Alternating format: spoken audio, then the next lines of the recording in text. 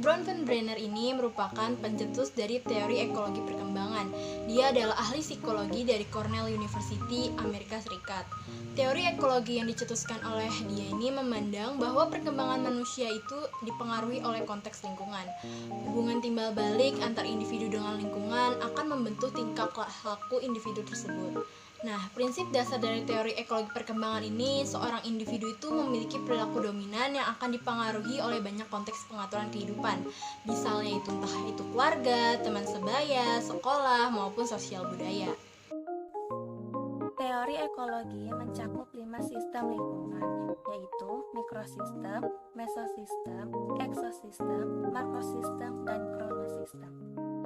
Mikrosistem ini adalah tingkat pertama dari teorinya Bronfenbrenner. Mikrosistem itu adalah lingkungan tempat individu itu hidup. Konteks ini itu dapat mencakup keluarga, teman sebaya, sekolah, maupun lingkungan sekitar. Di dalam mikrosistem inilah itu terjadi interaksi yang paling langsung dengan agen-agen sosial tersebut.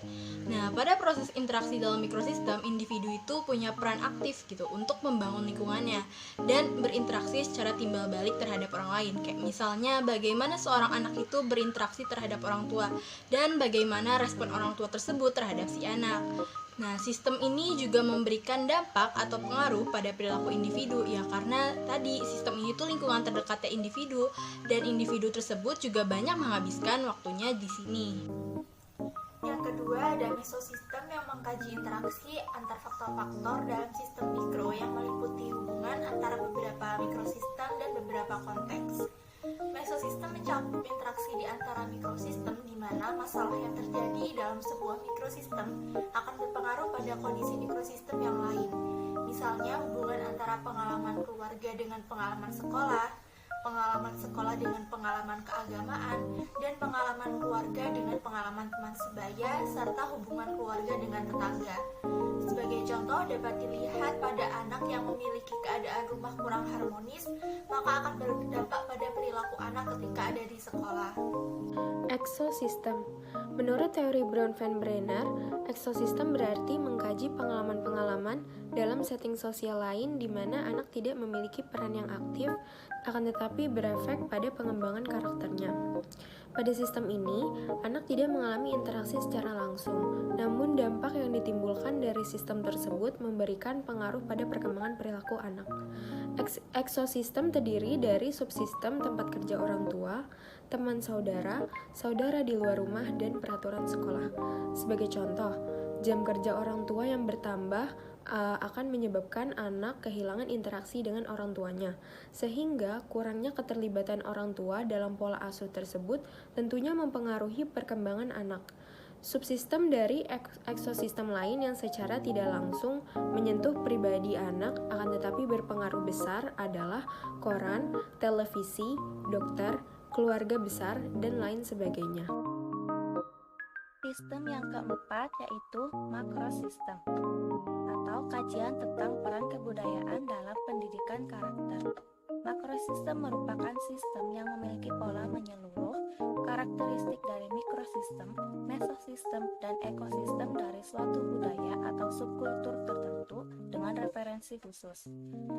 Pada sistem makrosistem terdiri dari subsistem ideologi negara, pemerintah, tradisi, agama, hukum, adat, budaya, dan lain sebagainya, di mana semua subsistem tersebut akan memberikan pengaruh pada perkembangan karakter anak.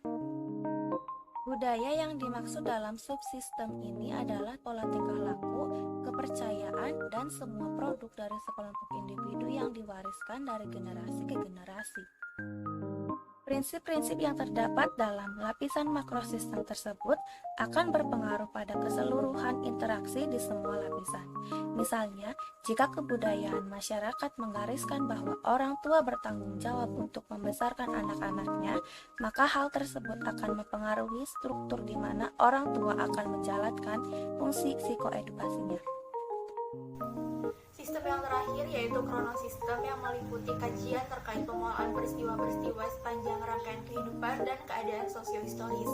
Kronosistem juga mencakup keseluruhan sistem dari waktu ke waktu sehingga dapat mempengaruhi perkembangan dan perilaku anak. Contohnya seperti perkembangan teknologi dan produk-produk turunannya seperti internet dan gadget yang membuat anak mahir, nyaman, dan terbiasa menggunakannya untuk pendidikan maupun hiburan. Demikian halnya dengan maraknya fenomena wanita karir akibat industrialisasi telah mengubah kehidupan keluarga dan tak jarang membuat perhatian ibu terhadap anaknya menjadi berkurang. Teori ekologi dan masa sekarang. Dunia telah banyak berubah sejak teori ini diperkenalkan dalam hal perkembangan. Namun, masih dapat dikatakan bahwa ekosistem seorang anak dapat diperluas untuk mencakup media sosial, video game, dan interaksi modern lainnya dalam sistem ekologi. Hal ini dapat menunjukkan bahwa sistem ekologi masih berlaku, tetapi akan berkembang dari waktu ke waktu untuk memasukkan perkembangan modern baru.